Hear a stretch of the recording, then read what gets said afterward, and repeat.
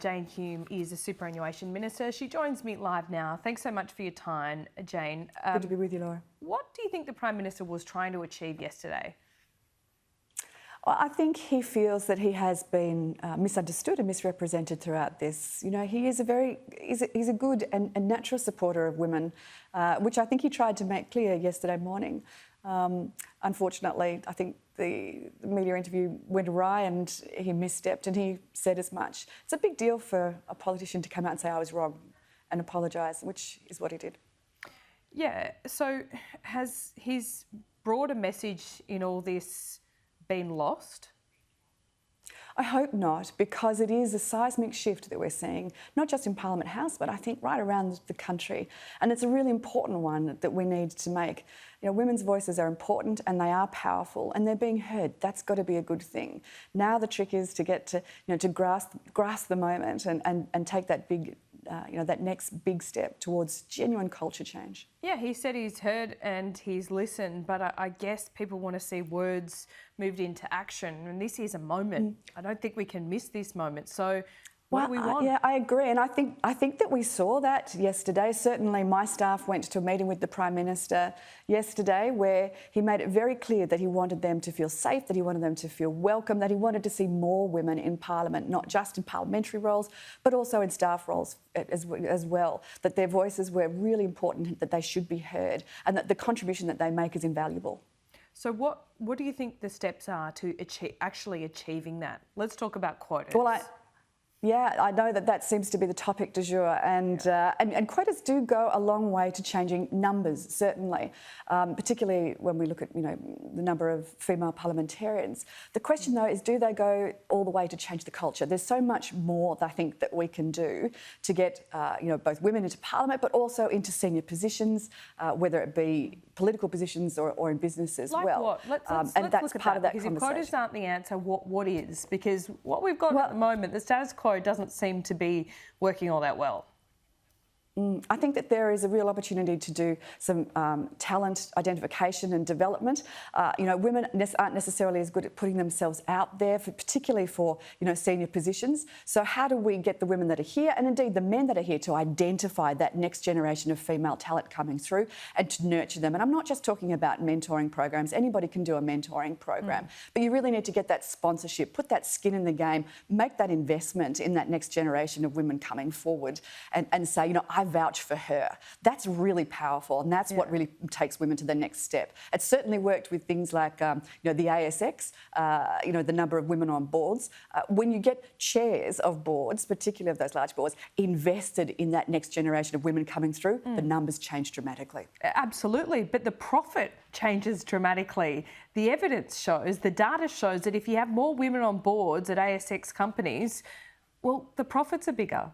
It's a no-brainer. Well, that's exactly right. It's actually called the wisdom of crowds, which is, the more diverse voices around a decision-making table, the better decisions that they make. From a government perspective, the better decisions that are made, the better policy, the better politics. It works for everyone. So there is, a business case to say that more women should be seated at the tables where decisions are made, whether it be in politics or whether it be in business. Yeah. But the frustrating thing is, Jane, here, and I'm sure you feel it, is that we've heard this before.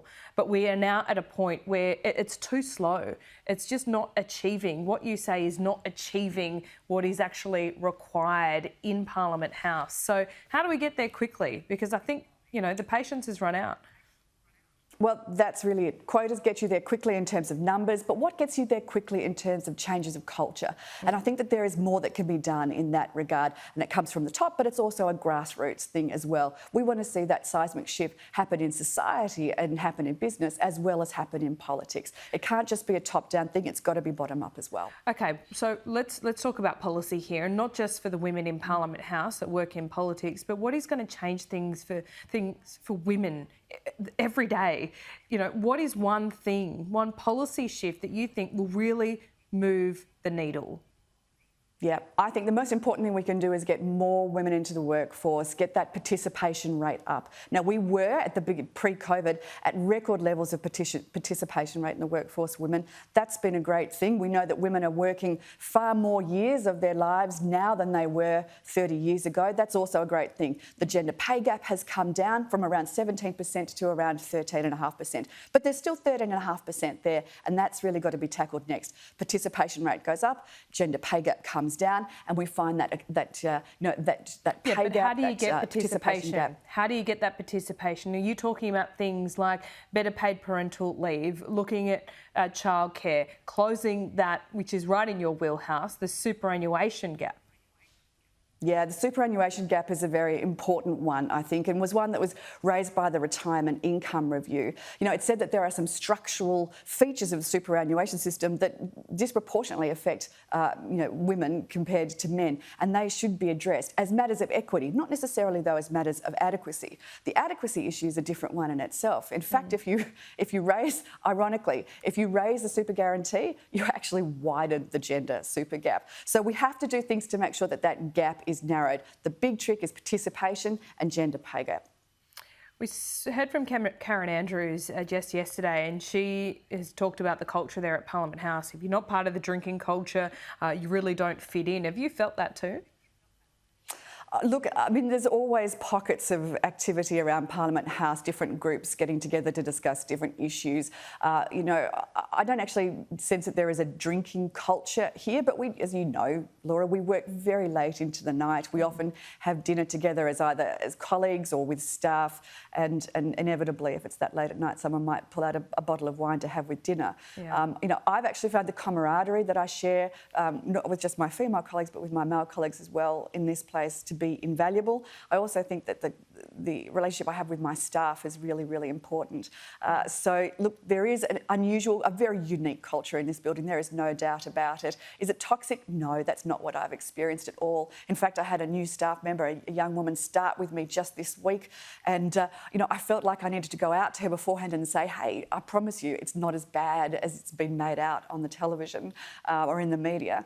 And I think that, walking into this building, she's realised exactly that. Yeah. It's actually quite a supportive workplace as long as it's handled well. A lot of people would be thinking, Jane, why do you do it this morning? Because it's important. Because it's important that women have voices around that table, and we go back to that original conversation. Because if you're tough enough to do it, you should step up and do it. I think that that's part of our civic duty. But more importantly, it's because that's where good decisions get made. Jane Hume, thanks so much for your time. It's great to be with you, Laura.